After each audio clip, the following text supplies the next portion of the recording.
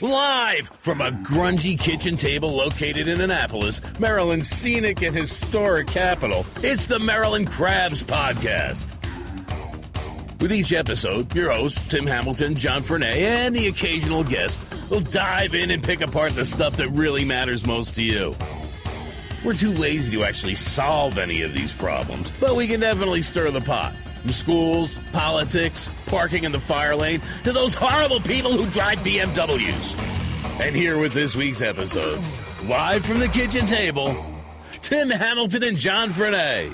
Well, hello again. It's the Maryland Crabs Podcast. Welcome back. And this is John Frenay, and across the table is Tim Hamilton. Say hi, Tim. Hi, Tim. And, God, I want to just say thank you to everybody that downloaded this thing last week. Last week was our first real podcast. Yeah, it was the first real episode. What we were doing. Actually, all these buttons make sense. We have all this audio equipment we got, and just the buttons are daunting. So, yeah, we're getting it now. So, yeah, no, we had, probably like 500 or 600 downloads. I haven't checked in a while, but and subscribing there. You can find us on iTunes, the Maryland Crabs Podcast.com. Actually, the Maryland Crabs is there. You can find us on Facebook in two places with a group as well as a page as the Maryland Crabs. And the group's picking up steam. The reason that we like the group is because you can post, instead of just posting to the page, you can start conversations. And we had our first little bits of feedback. Thank you guys. Yeah, absolutely. It didn't sting and didn't hurt at all. Just Nope. Not. On Twitter, you want to look for us at Not at all. MD Crabs Podcast. You can keep the criticism going there too, right? Facebook people? Wherever, pretty much everywhere. But thank you guys for listening. Thank you for downloading. Please subscribe. Give us a rating on iTunes if you're over there. Yeah, that'd be great. For everyone who did that, we really do appreciate that. That was and, a lot of share it. Let your friends know about the podcast. I think we may be onto something here. And we had a really interesting episode last week, and we started to talk a little bit about security, safety in the city, surrounding public housing and everything else. And a lot's happened since we've done that, too. Yeah, well, we couldn't cover it all in just an hour. So we decided we needed to go out into the field, if you will, and get a different opinion. Because as Tim has said, these two middle-aged white guys sitting around a kitchen table is not the most. No, I mean, we have our opinions of exactly what's going on, but we don't have the perspective to.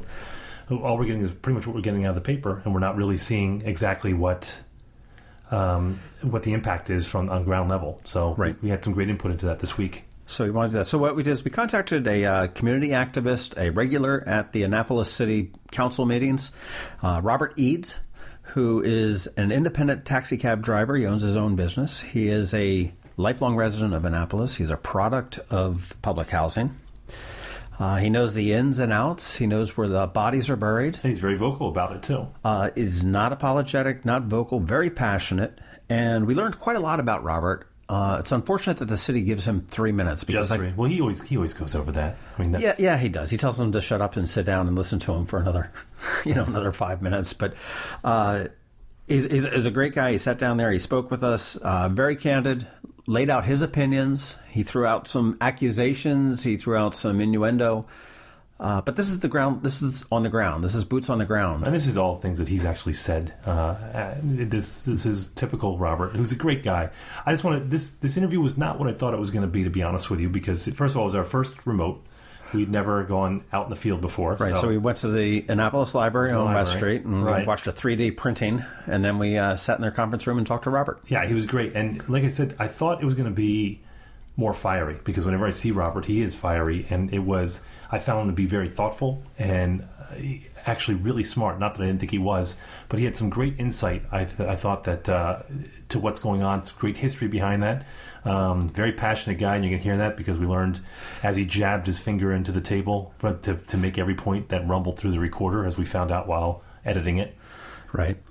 So if you can count how many thumps there were, we'll give you a gift card to Union Jacks. Exactly.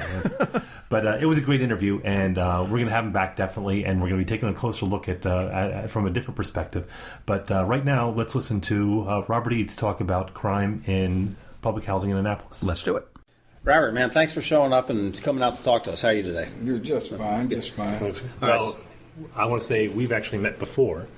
And when John came up, he goes, "Have you met him before?" I said, "I'm going to tell you the story." So it was a couple years ago, 3 years ago. I'm a very aggressive driver. and a bit too much of an aggressive driver. So we were coming into Grohl's one day, and I had to go pick something up, and I was on the phone, which is what you should be doing when you're driving. And this cab shoots in front of me, take a left, and I lean on the horn because that's just what I do. And it was actually my fault.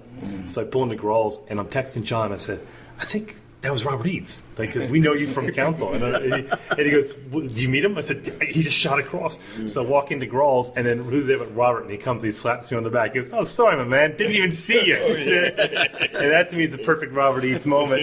It's something that was confrontational, yet you're lovable. And that's why we have you here, because we're big fans. We watch you on the city council meetings, and in our mind, we think you're probably the only true advocate for those who live in public housing. I mean, I think you have these elected officials who say that they're gonna improve their lot. You have community activists, and I think we all know who they are. But you're the only one that we see who's actually goes up and you go toe to toe with the mayor. Which I got to be honest with you, I love watching. It makes for great TV. The thing too is, I mean, Kenny Kirby. I mean, he's elected mayor. I'm not sure how much he has done for the community that he's elected to serve. And you don't live in public housing, right? Not anymore. Right. I did. I did. Well, what's your backstory? Where how long are you a native in Annapolis? I was born I was born in Baltimore, but my mother. I was born in Providence Hospital in Baltimore. My family's always lived in Annapolis. Actually, the first 10 years of my life, I lived on Annapolis Neck Road, right next to the Quiet Waters Farm. Yeah. All of my grandmother's uncles and aunts and all that whole stretch of land was theirs at one time. And that's like where that little graveyard is, right? Yeah. From the Quiet Waters in straight on up to the graveyard was my grandmother's, either her uncles, her aunts, or somebody in that Johnson family. And so the first 10 years of my life, I grew up there. On 1966, Christmas present my mother gave us as we moved from down there to in town on Pleasant Street to 72 Pleasant Street, where we actually had running water. I didn't have to go haul water anymore. And Seriously, you had to. I mean, that's the way it was. You didn't have water. No, first 10 years of my life, we had no running water. So this is in the 60s. Yeah. Holy shit. Yeah. And 1966 was the first time I lived in a house with running water. When I say lived in, I mean full time. My grandmother also lived at 36 Pleasant Street. We would come sometime and spend the summers with her, but she had running water and all the up-to-date utilities. And so from 1966, I've been within the city of Annapolis. Annapolis Neck at that time was county. Mm-hmm. They have since then they have annexed it in. Mm-hmm. But it was county at that time. And was the public housing in some? No public housing at all. Public housing at that time was within the city limits: Oberg Court, College Creek Terrace, Annapolis Garden, Eastport Terrace, Harbor House, and Bloomsbury Square. Mm-hmm. But we didn't move into public housing. We moved into a house on Pleasant Street, which was my grandmother's brother's house, who he died and left to my grandmother. And then when around 74, we moved to Newtown 20. We were the second family in Newtown 20 to live there. And from there, my mother showed me how that public housing wasn't a place for you to go to live forever, but to use as a stepping stone. Absolutely. To make your next step up. And she brought a house down on in Cedar Park, down off of Bay Ridge Avenue. I'm trying to think. It's Bank Street. You turn in on Banks and you go. Yes, yeah, I know exactly where it is. Cedar Ridge. I said Cedar Park. That's the street. Crossing the SPCA. Cedar Ridge, yeah, down in that way. So stayed there for a while, and then when I got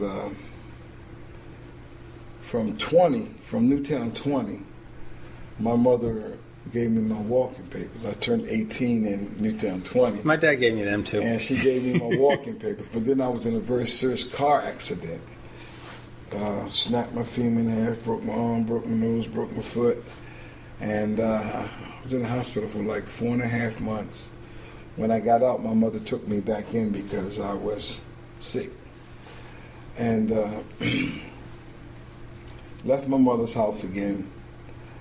And started my life of street hustling. Actually, I started my life of street hustling way before. Well, tell us a little bit. What's public housing like at that time, and is it different than what it is now? Oh, it's a whole lot different. At that time, public housing was a decent place to live in. Sense of community. Yeah, it was community. You had Crime. yeah, but the crime wasn't that bad because my generation, we were about crime, but we were also about respect of the neighborhood and respect of the people that lived in the neighborhood. I had a neighbor in New Jersey that was in the mafia, and the same thing. It was. So, there always going to be crime. There always going to be bad guys like I am who I sold reefer, sold a little bit of cocaine. But here was the difference. Somebody had hard times ready to get put out. When one of the drug dealers heard about it, it didn't happen. Might not have seen who sent the money, or might not know who paid the money. But we didn't allow people to get put out, or we didn't allow children to run around hungry.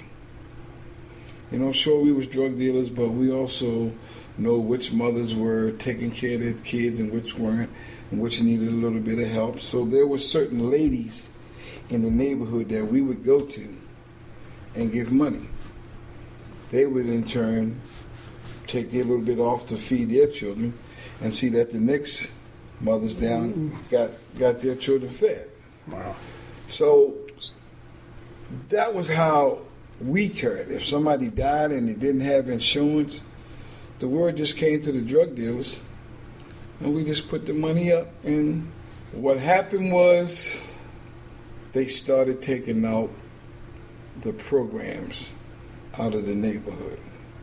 So when you started taking out the programs out of the neighborhood, now the guys like myself, the drug dealers or the bad guys or the guys who dropped out of school early, we hung here.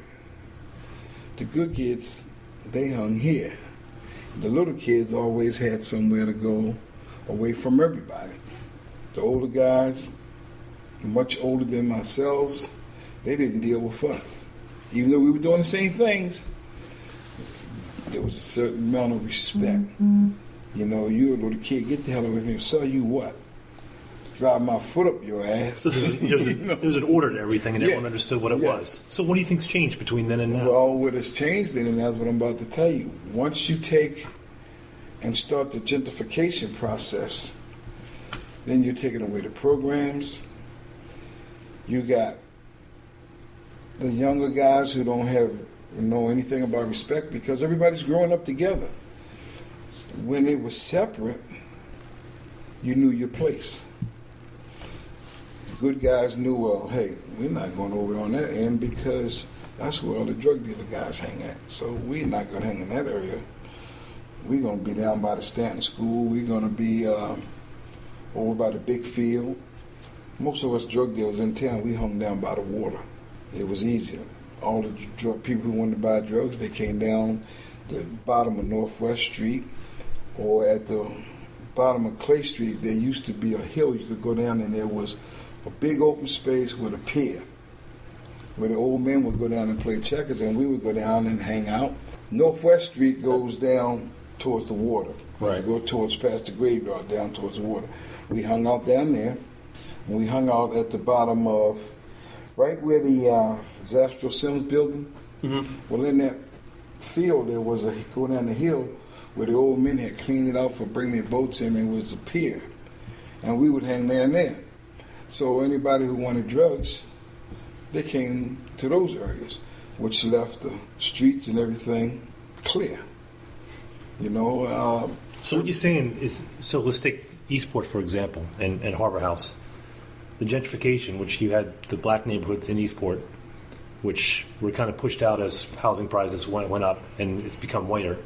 But then the public housing kind of shrinks, and you're talking about there's not that much room. The public housing shrinks now. At its peak, public housing in the city of Annapolis was 1,004 units. And at its peak. And now we're like 7 something. Yeah, 790 I think it is now. And about 2,000 residents, right?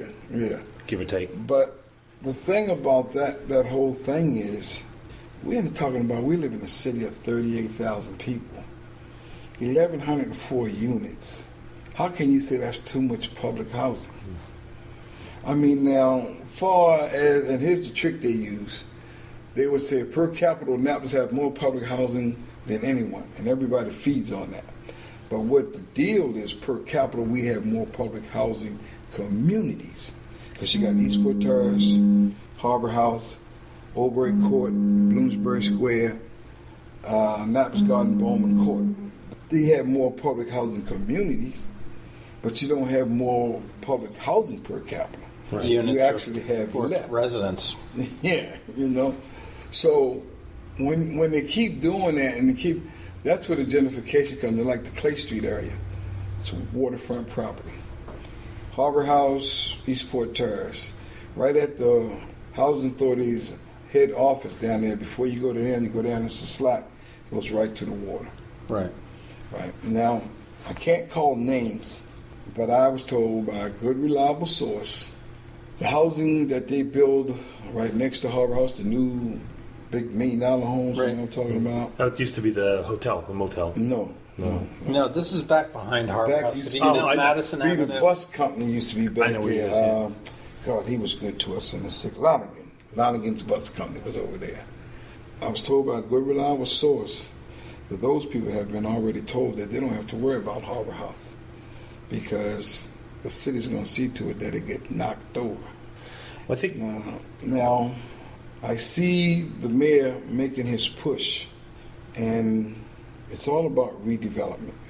And this is my personal opinion. I'm going on record. It's my personal opinion that because of the mayor's father is a lobbyist for developers, this is where the mayor's getting all this push to get these places developed between them, him, Trudy McFall, Dennis Conti. I will call those names because they were the ones who tried to get me, Dennis Conti, Trudy McFall, and Eric Brown, to be a spokesman for them to go into the black community and convince everybody that they should go into affordable housing, which is a trick because what's affordable to each one of us ain't affordable to the other one. Sure. So I fought against that. Trudy McFall wanted me to go down. She was a chairperson at the Housing Authority then. She gave me a list. She wanted me to go to all the people who were paying market rent at that time at the Housing Authority and convince them that they should go to Juliana Circle and get involved in the lease to purchase program, which once I looked at the program, in my opinion, it's a sucker program. So that was when Trudy and I first started falling out. Now, I hear her name come up in a lot of meetings. I have to go on record. She did help me become a homeowner, but that was only to be used by her. I was put out there, and she made me think she was doing something because they wanted me to be their spokesperson because I was well known in the community and had led a couple of good protesters against the housing community and housing authority. So she saw, and I didn't see it in the beginning, how she could use me. Because when I first applied for my house, they told me no, I wasn't adequate to get it.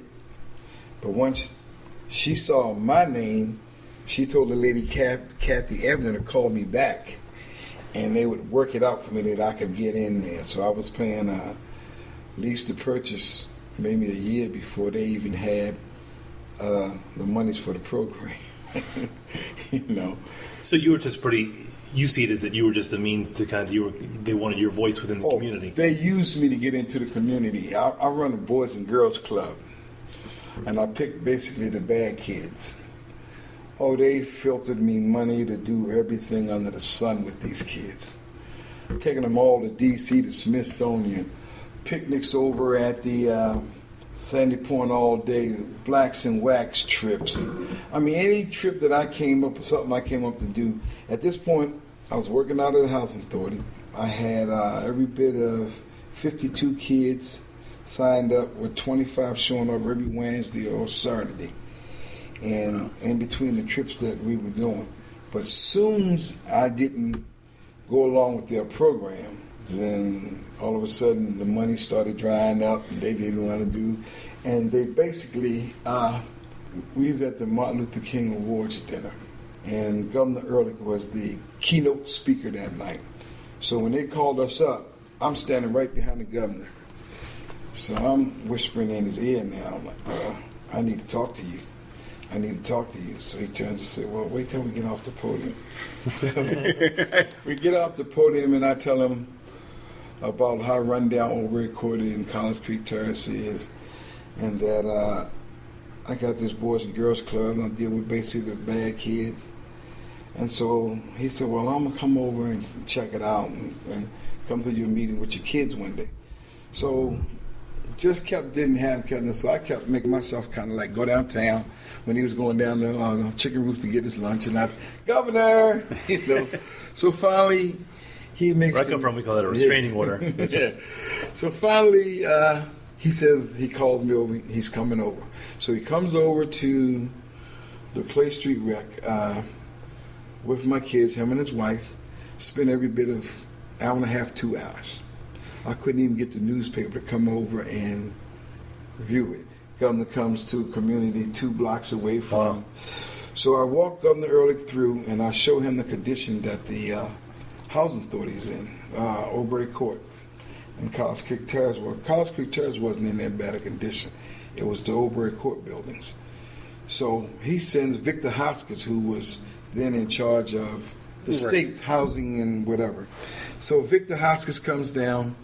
He sees the places, so he pledges $500,000 to bring Oberry Court and College Creek Terrace back up to code. Another $7 million to redo them. So this is like 2007 ish. Yeah, somewhere around there. At that table was me, Carl Snowden, Trudy McFall, Debbie Johnson, Eric Brown, Dennis Conti, the lady from Habitat. No, she wasn't there. She was in the other group. And there was a couple other people there at the meeting.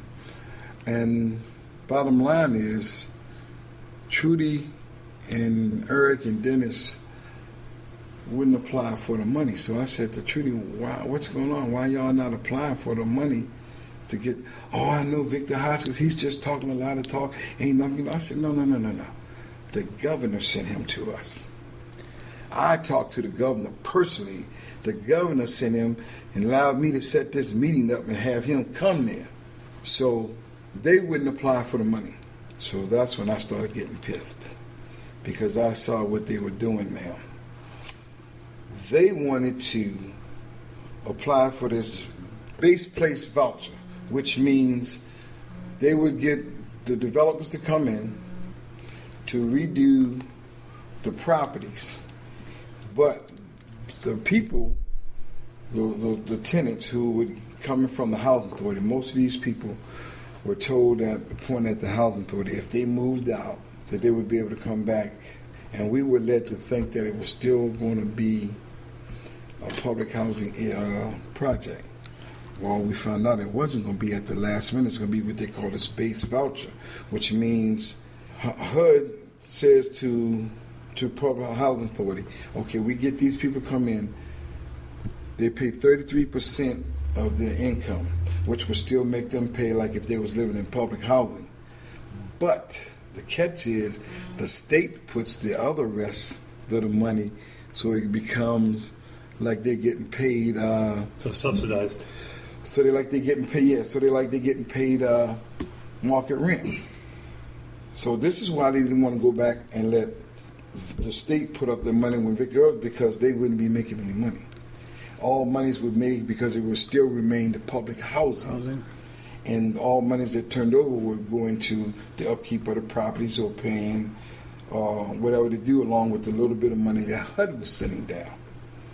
So at that point, I said, why would we do this? when we got the state already pledged to take care of this? No. So that's when I started falling out with them. I said, I see what this is all about. Y'all trying to feed your pockets. In return, you want to tear down College Creek Terrace, second oldest public housing built in the United States. And the foundation and structure of the building and everything was solid and strong. All which needed to be done was go in and gut it out and rehab it, which they didn't want to do. So we started having all of these disagreements, and then so they kind of like just eased me out of the picture. When they started having meetings, they stopped inviting me, they stopped me. And so came along, bring you fast forward up a little bit. It was supposed to be done in 3 phases. Phase 1 was on the right-hand side of Clay Street going over. Phase 2 was up on Oberry Street, up on towards your left-hand side, Oberry Court. Phase 3 was supposed to be what's done with College Creek Terrace. Have nothing against Habitat. Habitat is a wonderful program. But we never ever discussed giving away public housing property to Habitat homes for nothing. You got a housing authority that you're saying is suffering and need money. You get $1 million worth of property away for nothing. So that was when all the problems started, because then they redesigned Oberry Court College Creek Terrace with inadequate parking. They took away 2 big fields where the kids would play ball and whatever from, and no green space. And all the recreational, they had a huge recreation for the toddlers to play on. And the big field in the basketball court was where the older kids could go and play, and there was places that people didn't have to be on the street. So when you start taking away the programs, you start taking away for people the things for the kids to do. You got kids playing baseball in the street. Last year we had 5 kids got bumped by cars, hit by cars over on the Clay Street area. They throwing balls, you hit a ball, hit your car, and you go to the door, and you see a bunch of kids playing. You can't even say, get the hell over the big field with that ball. There's no big field to go. So that's what you're talking about with the gentrification, is just the shrinking down of the actual space. And that's where you see the crime kind of blowing up. Well, what happens is when you take programs out of the community, you take jobs out of the community. When I grew up in Clay Street, barbershops, beauty salons, hotels, restaurants, sub shops, it was a community within a community, corner stores. And it was all black businesses owned by blacks, run by blacks, thriving by blacks. There's not many black businesses in town They now. killed them all. They killed them all, and it wasn't by accident. You don't just go into a thriving community and tell people that we're going to tear down these old houses and put up affordable housing that you can afford to move back into. No, let me get it right. Put up housing and you will have the first option to move back into. But you give me anywhere from $12,000 to $20,000. You know I'm already in debt. So how long I'm going to hold on to $20,000 for 2 years while you rebuild some houses? And then when you rebuild them, you come and tell me, well, you got the first option to move in to $400,000 homes, $300,000 homes. City Gate Lane used to be called Larkin Street. It was all black. From the top of Shaw all the way down, Shaw Street to where City Gate Lane is, all of that was all black. You come in with the urban removal and you come back, but people can't afford to come back. So you'd have pushed us all out into Bywaters, Roddenwood, Newtown 20, all these one-way in, one-way out communities with nothing in them, nothing to do. That play a big part in the election, too. Yeah. Well, they know they're doing it. Right now, they just ready to take a polling spot from Alderman Kirby's ward. They want to shut down Mount Moriah Church. The one that's on the corner Right of Forest Hill and Bay Ridge. They want to take that pole away from him. But now you got kids who ain't got no money, They're forced to look at one way to make money, and that's sell drugs. I get what you're saying about shrinking down of this space, and also when you have more densely packed people, you're just going to have more crime and less opportunities. What about the argument that I heard from the residents on Monday night when I watched the council? They're saying that a lot of the problems are coming from outside of the public housing, that the people who are causing. True. So that just brings me, I was thinking about, and this is where I looked back a couple of years ago where you had that list of banned visitors, people who couldn't. And that was confusing for me as an outsider looking in, because I heard the people there saying, hey, it's not the people who live here, it's not the issue. People have come from outside. So they said, okay, then we're going to ban the people who are causing the issues. And then you heard certain leaders were saying, no, you can't do that either. But that's not what they did. They took the banning list and misused it. When you say they? The police. Okay. The police. Housing Authority had a woman there working by a name. She was a real witch. I mean, she would use her keys to go in people's house and go through people's house when it wasn't there. Didn't tell the police what she saw, whatever. But they would use, like they tried to do me one time, heart love, because I was active in the communities and everything, and they didn't want me in. He came to me and said, here. I said, what's this? He said, it's a banning list. You're not allowed to be in the community. So you were on that list? Yeah. He tried to put me on that list. But I said, what am I being banned for? You don't live in the community. I said, okay, what am I being banned for? You don't live in. I said, well, my niece lives right there. You go knock on her door while I stand over here. She'll tell you who I'm visiting. So now I'm visiting somebody in the community. I said, so what am I being banned for, though? He never could give me an answer, and I never took the letter. Now, a lot of people get afraid, won't speak up. It's the police. They're afraid because you hanging out, you will ban me. And I'm not against the banning list. I was against the way they used it. Mm-hmm. Now, here's my thing is, if you want to ban somebody or they don't belong to the community, here's a simple rule, and I've told every director, here's how you do this. I'm speaking now as a ex-professional street dealer, street hustler. So you're coming from the other way. Yeah. If you take and put a bunch of police over Harbor House, you run them down to Newtown 20 and Bywater. So they're just moving. Yeah. But here's where the trouble comes in, man. Now you got these outsiders. They moved a lot of people. They did a lot of shady stuff with the Housing Authority list of people to move in, because they didn't want people who knew what was going on in the city, how the city was operating. So they started bringing people from D.C., Baltimore, and they were getting on the list way ahead of people that had been on the list that lived in Annapolis for years. So when you start moving these people to this community, because you're running from that community, you got these out-of-towners who want to claim territory. See, when I was selling drugs, whoever had the goodest drug could sell it anywhere. It wasn't no territory. Basically, everybody in Annapolis related. You know what I'm saying? Especially in the black community, because the heart of the black community came out of the 4th Ward or Camp Parole. So now you got these new guys coming in from Baltimore and D.C. and everything with this gang mentality. And this out in the area, you can't sell drugs here, which now is filtered down to these younger boys who get thrilled on these rappers and all of this bull that they selling. So when you now coming from Eastport Terrace, because police is set up over there, you down riding with a Newtown 20, all of a sudden people claim this is our territory, you can't sell drugs here, or you can't come in and tell our people that we can't sell on that corner. This is what the out-of-towners do. They come into your community and try to take over the community. So there's a drug dealer gentrification. So are you saying that drug dealers out of Baltimore and D.C. are coming down in here and claiming their turf? Yeah. So when the cops are set up in one community... So the outsiders coming into this community is not necessarily the rich white kid from Severna Park down here looking to get some drugs. Oh, well, I mean, they come to buy, but they're not the problem. Far as the violence, they're not the problem. The customer's not the problem. It's the drug dealer's the problem. And I'm not saying every one of them's from out of town. Don't get me wrong, because you got guys that's involved too.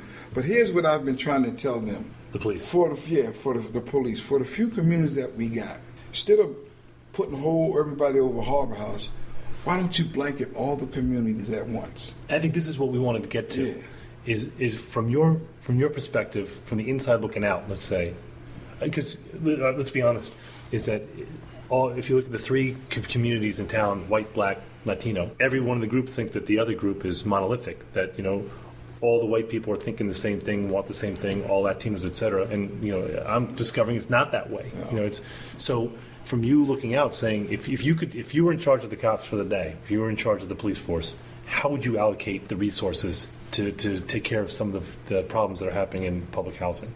First of all, if you want to get right up cute, the housing authority and I think they've done this wrong. I got to look a little more because I didn't hear much about this. But they just put out $500,000 to hire some security for Newtown Drive, and I think somebody said Robinwood. Well, I don't know if they did it correctly, but stop and think. Security, outside security. Stop and think. If you took that same $500,000, put it in with the police department. Is exactly what I said earlier. Put it in with the police department and say, now you can put the same police on the same shift in the same community every day in all the communities. That's right. Now, that police is going to learn two things if you don't learn nothing else: who the players are and who the guy who's standing on the corner. Who belongs, who doesn't, who comes, who goes. See, who should be in school? Here's what happens every time the police will come around when the drug dealers are. You got 10 people standing on the corner. The police walks up, 4 of them going to start walking away. You know what I mean? You ain't got to chase them, but they're going to start walking away. They're going to start walking. And pretty soon, you the same police working the same block, the same neighborhood. You're going to say, well, damn, he's out here 7 o'clock shift. He's out here on a 3 o'clock shift. On the 11 o'clock shift, I still see him before he goes in. That tells you something right there. Because our argument, we were talking about this last week, our city's not big. No. Everyone knows, and the areas, the problem areas are not big. And here's something else. When they hired the new deputy... Chief Prestoop? No. When they hired the new... over the housing authority, the new... Melvin Colbert? No, Michael Brown, who's in charge of security, of the public housing security. And he wanted to start what was they had their own police force. The housing authority, right. Their own police force like they do in the other cities. Mm-hmm. Sheila Finlacy, for some reason, when I said, well, I lived in Boston, me and Alderman Kirby lived in Boston, same time. Now, they had their own police forces, right? For public housing. For public housing, which did a good job. Alderman Kirby, he don't like for me to tell everybody this. He worked at a place called, on Blue Hill Ave, Mission Hills. Over on Blue Hill Ave was a high crime area. He went in and made a deal with the drug dealers, similar to what I was telling you how I did. They went all the way down to the back of this place, all the way to the bottom. And he said, if y'all go down there, we won't complain. Out of sight, out of mind. They went down there. I don't know how the police got onto it, but they didn't harass them that much either. But what happened was a neighborhood that was gun-ridden, shots, people scared, put their children outside. Now be able to start putting their children outside, start setting out front. So that's what you were talking about before, is that it was all, you had areas that were designated this for is certain in Annapolis, yeah, but I'm talking about but that's what happened in Boston. Right?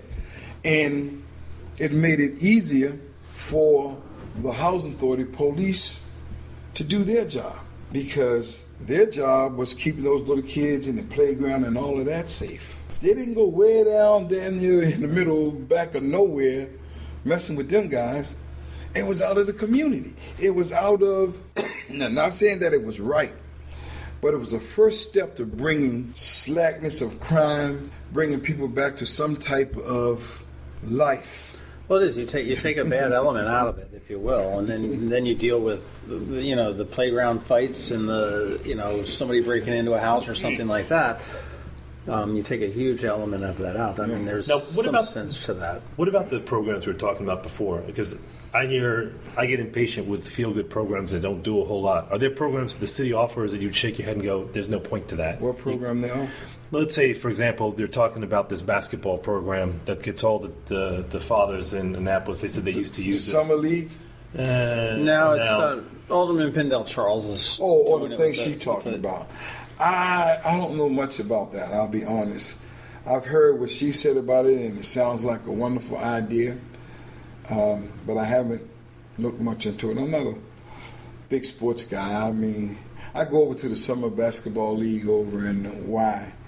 But this thing that Alderman Pendell Charles was talking about, I don't know much about it more than what she was saying, so I don't know how it was functioning, but I'm quite sure if she said it, she's the one you can believe her word. You could take her word on something. Yeah, to me, because you said before, it's when the programs start disappearing.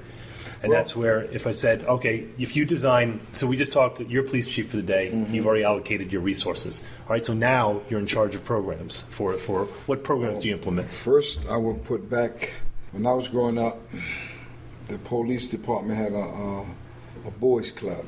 Like a PAL league. Yeah, they had a boys club. Officer Emery and Sidney Diggs, Charles Hicks, and Bill Williams, and some other police, they were all involved. And they got us children in the neighborhoods involved. Community policing is a need. Not riding through in your car, but getting out, walking through the areas that you're paid to walk. I don't care how dangerous it might be. You're paid. That's what you're paid for. That's why I think police, firemen, and school teachers should get top pay, because they do jobs that It's call ground level. above and beyond. Yeah, But if you got them doing that, and you got them doing that on a regular, it leads back to they know who the players are. The players, not the guys from out of town, not going to come because the heat going to be down. So you think a big problem is the divide between the police officers and the community, that there's not a connection? Well, they're bringing all these Baltimore police down here, and they're treating Annapolis people like they do Baltimore people. Talk to them any kind of way, slam them on the grounds, make them get on the ground. Annapolis people are used to police. We're a small town. Yeah, Harrington, Beams, Hicks, all those guys, they knew I was a drug dealer. Were they local guys? Yeah, these local police, they knew I was drug dealing.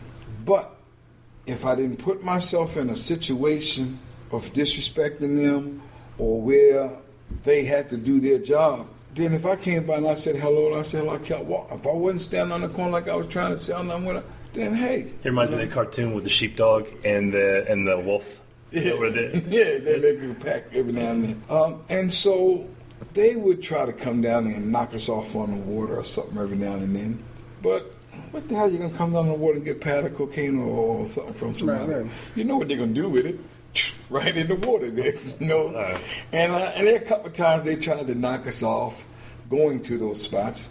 But they never figured it out. We was using boats, bring it down. We'd put it in somebody's rowboat, and they'd be out there fishing all morning long, and we paid them to be out there early in the morning like they was fishing. So when we came down and they came in, it didn't look like they were coming to give us anything, you know? That's awesome. I mean... You're putting some work into it, let's be honest. If you're going to hustle, you got to do it right if you ain't trying to go to prison. You got to be on your game. Yeah, if you ain't trying to go to prison. So the social programs that you were talking about that all disappeared. Okay, you had in the communities, you had the parents that would watch the little kids the daycare. Mm-hmm. They took out a full-fledged daycare out of College Creek Terrace over at Court. I mean, a huge daycare center. They took it out and they didn't replace it. There's Stanton School with its after-school program does a wonderful job. But Housing Authority used to offer, when people were coming in, they had parenting skills as far as how to live in the house, how to maintain an apartment. They had job programs which would allow parents to get their child babysit while they go out and work. So these are all find gone a now. job. They all gone. While they go out and find a job, while you go out and find a job. The Boys and Girls Club is down to one club now, too, right? Yeah. I mean, they got that one over there up Bywater. Yeah. And that's what I'm saying. They're just drawing everything out of the communities. If I was a police officer, if I was chief pursuit, first of all of my police would go through learning how to talk to people with respect. Mm-hmm. All of my police officers would be assigned to designated areas in the communities. I'd have the same police in the same community each shift. Get to learn the community. Get to learn the people. That works for every community. Yeah. That's not just public housing. But I'm just saying how I would, and you're right, it does. That was the one thing I would do. It would be mandatory that I'd have at least one police live in the community. It would be mandatory that at least one police live in the community. When I was coming up, Bill Williams, Sidney Diggs lived in the community. And so they knew the players from an outside, from perspective. And so that would be one of the things I would have. Housing Authority used to have, like I was about to say, when a young person come and get an apartment, make sure they had a program to teach them how to take care of the housing. Teach them how to take that, this is your castle, this is your home. I would never forget when my mother was moving out and that man came and inspected my mother's house. He said to her, Miss McFarland, whenever you want a place back in public housing, you got it. There we found nothing wrong with your apartment. But my mother, she was then, and she's 90 years old, and she still is this neat freak. I mean, she's very, like you got these papers right there right now, she would literally lean over and straighten them out. Yeah. And so that's very important because you got more young kids getting these public housing apartments who don't know how to take care of them. There's no programs now. There's no life skills. Yeah, to teach you how to just go out and get trained for a job. Everybody's not a rocket scientist. There's no mediocre job training. There's none. I mean, if it was up to me and I was still running housing authority and out there, I would sit back and I'd say, wow, black folk used to, in the 60s and up to the mid-70s, 3 or 4 o'clock, 5 o'clock in the evening, you seen black folk come home, getting dropped off by the white ladies who they'd been cleaning their house all day. Well, why wouldn't you say, okay, we know this is what you know how to do, but we're going to teach you how to turn this into a company. You can put on a uniform and now you can demand proper pay. Look at the Hispanics came over and they learned how to do it. They're killing it. Yeah. And so why can't we take and teach the programs that teach people how to do mediocre skilled jobs that they already knew how to do, but they stopped doing them because you weren't getting paid any money for them. So if you tell me now, go and get bonded, go in and do what I need, and now I got a business saying I can clean houses, I'm bonded if something happens or whatever, and teach them how to get a uniform and fill out paperwork, and boom. Now here's people that now you teach them to get a living. The next step is to turn them over to the programs and move them out of public housing. So that's what you're talking about before, that what your mom was saying, that it's transitional. Yeah. So, yeah. And you're saying that it's not transitional now because you don't have these programs. People don't know how to get out. Right. It's not even on the table. I lived in public housing from 1997 to 2002 is when I moved out. I seen what my mother did, follow suit. And you always saw it as temporary. Yeah. I'm 8 out of 9 kids. Most of my sisters and brothers did pretty good. And one of my older brothers told me, he said, you ain't gonna be nothing but a failure. Because he had his shit together, he really did. And he really does to this day. He owns 3 houses, he has a business, he retired. He's a GS-14 from the Naval Academy, working for the federal government. And he used to try to pull me along. But I was being called by the streets. So he said to me one time, you're going to end up being shit. You ain't going to be nothing. From that point on was when I first said, okay, I'm going to get a house. I went and got into public housing, and I worked on until I got my home that I'm living in now. Water been up right here. Hadn't been here yet, but I'm holding on. Yeah, ain't nothing like a good motivator when someone tells you can't. Well, it's also a big brother's job. I'm a big brother, and it's my job to knock my little brother down. So I mean, I knew from right then and there that my mother didn't. Motto in our house coming up was failure is not an option. That's what all my grandmother used to look at us and say. She worked at the Naval Academy for 40 years. When she retired, she had 2 years of sick leave and a whole year annual leave. You can't even do this now. Mm-mm. She stayed home 3 years getting paid before she actually retired. And her always thing used to be, son, failure's not an option around here. You're going to be something. I don't care if you're a carpenter, you're going to be something. I don't care if you're a dishwasher, you're going to be something. And that was always her thing. So I guess sometimes things that's given to you when you're young come back to you. Oh, is it 2:45? Yep. I got to get ready to boogie a few. Well, we're out of time anyway. I guess you got some more questions I didn't answer. I'll talk. Actually, you went through all of them, and you actually gave us a great understanding because, again, looking from the outside in, you think you know all the solutions. And it's talking to someone who's lived it and can tell us what's happening. And I think you confirmed a lot of what we were kind of thinking about. But, I mean, we love watching you on City Council, so keep doing that. Oh, I'm not going to quit, man. See, I'm at the point right now, I feel as though I spent so many years messing up my community that I got an obligation. That's why I chose to buy my house back on Pleasant Street. That's why I chose to get that house back on Pleasant Street. That's why I choose to live there. That's why I choose to raise my children there, because who am I to say now if I done screwed up something, it ain't good enough for me and my children. Yeah. And I was a main part, even though it's changed so much with these young kids, they have no respect for nobody or nothing. Where do you think that problem lies? Is that the parents that are... Well, it comes from parents who saying, oh, I ain't gonna let my child go through what I went through. See, when I was coming up, the lady down the street could smack you upside your head. Oh, yeah. I mean, when I was growing up, I was much more afraid of my And my neighbors. you wasn't going to go home and tell because your mother wasn't going to run down the street after her. She knew that you done something. So you was going to get it again before she even went to see you. So that drew a line of respect, you see.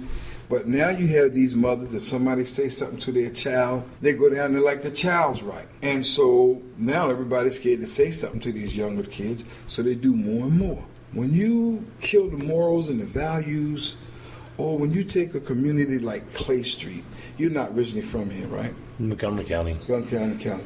But within the Fourth Ward, it was a city within a city. And there was values, principles, education was pushed, working was pushed, respect was pushed. I mean, if you called a girl a bitch, when I was coming along, they used to carry, you know, the church kids, the old Ken, they used to carry them because you couldn't get locked up for carrying them, but they'd cut the hell out you. Or they'd go get their girlfriends and they'd come back and jump you. They'd beat the hell out of you. But with this garbage rap music, they answer to, hey, bitch, or you a hoe, or it anticipates on to the young kids that the only way you're going to get a large number of money is to be a drug dealer. That you got to have it right away. It's all instant. Yeah, and instead of saying, okay, work, go to school, get it the way. Which, by the way, isn't an attitude that's limited to public housing kids. You know, that's But I'm saying it all comes up out of that music, in my opinion. And it's because y'all can attest to this. The music of your time period kind of had the way you dressed and the kind of way you acted was to the music you was listening to. You know? And so if you miss listening to this, oh my God, all it is a cuss word every hour. I never allowed to play it in my house. I didn't like when it was original rap, yeah, then when it came this gangster rap stuff, out the door it went. When it was Sugar Hill Gang and Run DMC boys, Fat Boys, they weren't talking violence. They was, just having a little fun. But then it came with this gangster rap stuff when it started, just killed everything, And in my opinion, if overall, the first thing the police would do is when they start a blanket all the communities, get that going, and then you could start implementing what the parents think is needed in their community. Right. We better let this lady in here. Hi, Mr. Eades. Plus, I got to get up there. Thank you for coming out. We really appreciate it all. Enough. No, you did, man. Thank you. I appreciate it, man. All right. Well, there you have it. Robert Eades. That was Robert. Live from recorded live in the Annapolis Library on West Street. I like him. I really do like him a lot. He was larger than life when you see him on TV. When you see him in front of City Council, he and Mayor Panelides going toe to toe, and it's just he was not what I expected. Yeah, or in front of your car as you cut him off on the way to Grouse. He did cut me off. I was actually being nice. I said it wasn't my fault. He did cut me off, but he was a sweetheart about it. And I had an aggressive drive. He really was. It was there were some things that really surprised me. I don't know whether surprised me, but I reassured me there is when. In the episode last week, we were talking about, I felt that community policing was a big thing and a real good solution to some of the crime citywide. And I said, why don't we have the same cop, driving my neighborhood? Maybe he's biking one day. Maybe he's walking one day. So, yeah, and he agreed. I mean, that was, matter of fact, he came that, I think he's right, for the same reason. So the two white guys score one for us. You're actually right about that for a second. He did that. I mean, and... there's a couple things that really... that changed my mind. Like I think I said in last week's episode where I was talking about the social programs, and not social programs, but the feel-good programs. And I don't have a whole lot of. To me, it's a way to spend grant money, and it doesn't actually make a difference. I found out, he says that's what changed everything is when they stopped those programs. And I thought about that. If you live in public housing for your entire life, you don't know how to take care of a house. You don't know how to dress and get ready for an interview. These are all things that we take for granted, but there's no starting point for a lot of people. And those programs, I guess, I never thought about it that way. He's right. And we talked about how public housing has changed as a community, because I've never seen it as a community. I thought when I was watching the riots in Baltimore last year, it was interesting to me because when I heard people saying, why are the blacks in those communities burning down their own communities and tearing down? And someone had a good point saying they don't, it's not their own communities. They happen to live there, but they don't own anything there. There's no sense of ownership or responsibility. There's no real skin in the game. I guess, I never thought about that either with the public housing, but he said, it was a community at one time. And he agrees with what a lot of conservatives say, that his mother taught him about that it's a stepping stone. And I guess that's probably an old school view that not only conservatives have, but you have the people who were even in public housing back in the 60s and 70s, so. Well, you look at the comment that he made about his mother when she moved out, and she, the inspector said, hey, ma'am, if you ever want to come back to public housing, you just come on back because there's not a damn thing wrong with this apartment. And he lived there for 5 years, and he said that he saw that as a stepping stone out, and now he's got home ownership, with some help from some people that ultimately he banged heads with. But I really did. It's really interesting to me when you think that the same things that we lament, where the changes in society. He's saying the same things. The kids aren't respectful anymore, which, by the way, I don't completely agree with him. I think every generation says that about the other kids. Right. But I think... I also hate the rap music, too. Today's rap music. Well, today's I don't. I'm kind of old school. I like, well, like you said, Grandmaster Flash. And a little after that. But it's... But it's interesting when you talk about, when you shrink down anything, whether it be a fish tank, and this is where I'm making comparisons to human beings, but when you shrink anything down into a smaller area, you're going to have more problems within that group, within that population. True. And when he talks about there is nowhere for the kids to go and recreate, so they're right up against the drug dealers, and you're not going to get rid of the drug dealers. You just don't, because they're going to pop up at other places. No. And if you're looking for them, as we found out, they're down at the bottom of the hill, right next to the water. And if they don't have any drugs on them, look for a rowboat out. We're laughing with him about him dealing drugs. We look at drug dealers as these guys who are just dirtballs. We're laughing and we're actually rooting for them. It's like Breaking Bad, where you're rooting for the bad guy. Oh my God, it's great. The cops would come down and they wouldn't even know that they're out there rowing the boat and everything else. So it's... But it's great hearing from... All right, so we've covered the two white guys who were looking in from the newspapers and from what they perceive as the problem. Right. We got the guy from within public housing who's telling us how it really is. Right. And next week, we're going to look at somebody that lives on the fringe of public housing. We've got a woman who's trying to raise a family just on the outskirts, literally across the street from public housing in Eastport. She's hearing gunshots all the time. She's seeing what's going down. And interesting part is that she's not one of these keep the public housing over there. She just really wants to integrate them into the community. And not many are, actually, much to my surprise. There is a lot of that talk about, they watch with interest. I don't know if it's a president or the public housing Harbor House. They have elected officials within there. And it's funny that you have the middle-class white people who live on the fringes have a great interest on who's being elected. And there is some communication back and forth, which is very encouraging, very good. But... yeah, and then, of course, we've got a plot twist that came in about an hour and a half ago that HACA, for some unknown reason at this point, fired their director of security that was just hired in May. And as with everything else, it's mysterious, and no one knows why, and no one knows how. But the chairman, matter of fact, he's saying he's been fired. I don't think there's any word from HACA themselves. Right, the chairman of HACA says, I didn't know anything about that. And so it's kind of a crazy thing. He said that he was told that they were going in a different direction, and hopefully that direction is not without security. And then, speaking of security, the other night, right after we talked to Robert, which was 2 days ago, so I've been Tuesday or Wednesday. But that was that later that night. They announced, HACA announced that they were no longer going to have security at Newtown 20, which they hired him for 7 days, and then mysteriously they're gone again. So this is there's something going on there. We just got to figure out. Somebody's got to figure out what it is. And we got to point out, as has been pointed out to us, Jared, that we are conspiracy guys, and we are conspiracy guys. But that doesn't mean that there aren't conspiracies sometimes. That's true. At least a blatant lack of communications. That's true. Well, what we're going to do is we're going to go talk to somebody from Eastport that lives right across from public housing. And we're going to be back next week with another episode. In the meantime, go visit us at themarylandcrabs.com and find us on Twitter at MDCrabsPodcast on Twitter. And the Maryland Crabs, we have a Facebook page, and we also have a Facebook group. Right, you can also look for that on SoundCloud. And if you want to email us, info at themarylandcrabs.com. That's it. And we'll promptly ignore that as well. One else has got to check that. Yeah, I do. I don't have that set up on my phone. I've got it on my phone only. I don't even check my regular email. But, get on, download us. I mean, if you're just listening to this, subscribe. Get onto iTunes, give us a rating. That would be a 5-star. 5 thumbs. And if you can give us comments, that's the way that the algorithms work. It gets us out in front of more people. And again, I'm really blown away at how many people downloaded the first 2 episodes. As a matter of fact, we saw the second episode was through the roof. We had as many downloads in the first 2 hours as the first episode. Then everyone went back and listened to the first one. Right. So, and yes, we're not journalists, so we are, as people point out, we're only working with the information that we have. So, if it's something and what we think, and it's opinion, commentary. We're going to start a conversation. We'll come back and correct it. But we're going to start and anytime you're on any kind of social media or anything like that, and you see a little share button, sure, hit it. Show the hell out of it. Do it twice. So, okay, so we're done with this. We're done with Mr. Eades, and we're moving on to the next episode, which will be out next week. Absolutely. Have a good week. Goodbye. This has been the Maryland Crabs Podcast with Tim Hamilton and John Fernay.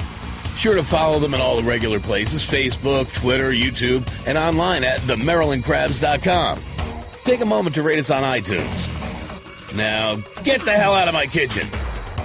Seriously, go! You're still here? It's over. Go home.